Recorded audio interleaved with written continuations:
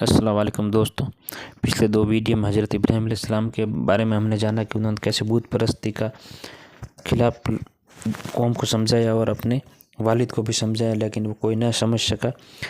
تب بادشاہ تک یہ بات پہنچی کہ ہمارے دین کے خلاف، ہمارے باپ داداؤں کے مذہب کے خلاف کوئی آیا جو پیغمبرانہ دعوت پھیلا رہا ہے۔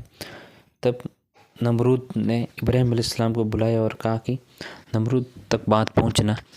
جب حضرت ابراہیم نے بتوں کو توڑ کر اپنی قوم کو سمجھایا کہ یہ خدا نہیں ہو سکتے، تو یہ خبر دھیرے دھیرے اس سمے کے بادشاہ نمرود تک پہنچ گئی۔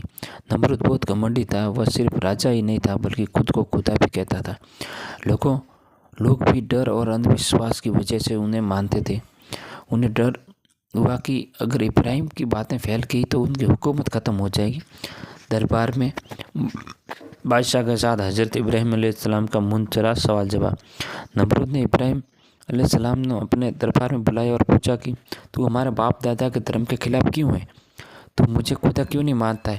تب ابراہیم علیہ السلام نے سکون میں جواب دیا کہ میں صرف ایک اللہ کو مانتا ہوں، وہ سب کو پیدا کرنے والا ہے۔ تو بھی ایک انسان ہے اور میں بھی ایک انسان ہوں، خدا کے دوارا بنایا گیا، تو کیسے خدا ہو سکتا ہے؟ زندگی اور موت پر بحث۔ نمرود نے کہا میں بھی زندگی اور موت دے سکتا ہوں۔ اس نے ایک آدمی کو مروا دیا اور پھر دوسرے کو چھوڑ دیا اور بولا کہ دیکھ میں بھی یہ کر سکتا ہوں۔ تب ابراہیم علیہ السلام سمجھ گئے کہ لوگوں کو دھوکہ دے رہا ہے۔ تب انہوں نے ایک مضبوط دلیل رکھی۔ حضرت ابراہیم علیہ السلام نے بہت آسان اور مضبوط بات کی۔ میرا اللہ سورج کو پورب سے نکالتا ہے، اگر تو خدا ہے تو اسے پچھم سے نکال کر دیکھا۔ یہ ایسی دلیل تھی کہ جس سے ہر انسان روز دیکھتا ہے۔ نمرود کے پاس اس کا کوئی جواب نہیں تھا۔ وہ چپ ہو گیا اور سب کے سامنے ہار گیا تھا۔ غصہ اور سزا کا فیصلہ۔ نمرود اور اس کی قوم نے ہار برداشت نہیں کر پائے اور انہوں نے غصے میں کیا کہ ابراہیم علیہ السلام کو زندہ آگ میں ڈال دیا۔ بہت بڑی آگ تیار کی گئی۔ لوگوں نے کئی دنوں تک لکڑیاں جمع کی اور بہت بڑی آگ جلائی۔ آگ اتنی تیز تھی کہ جس کے پاس جانا بھی مشکل تھا، کوئی انسان اسے سیدھے نہیں ڈال سکتا تھا۔ انہوں نے ایک بہت بڑا گوفل بنایا، آگ میں پھینکنا۔ حضرت ابراہیم علیہ السلام کو اس گوفل میں رکھا اور جلتی ہوئی آگ میں پھینک دیا گیا۔ چاروں طرف دشمن تھے، کوئی مدد کرنے والا نہیں تھا، لیکن ابراہیم علیہ السلام کو پورا بھروسہ تھا اللہ ان کے ساتھ تھے۔ سب سے بڑا معجزہ چمتکار۔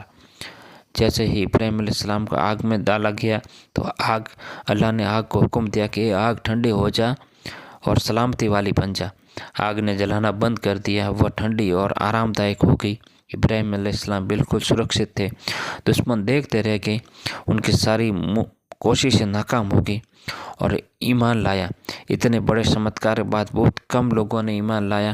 پھر بھی حضرت ابراہیم علیہ السلام کی پتنی تھی جنہوں نے ایمان لایا اور ان کے بھتیجے لوط علیہ السلام نے ایمان لایا۔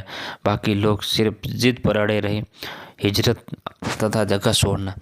جب لوگوں نے سچ کا ساتھ نہیں دیا تو حضرت ابراہیم علیہ السلام نے فیصلہ کیا کہ میں اللہ کے لیے دوسری جگہ پر چلا جاؤں گا۔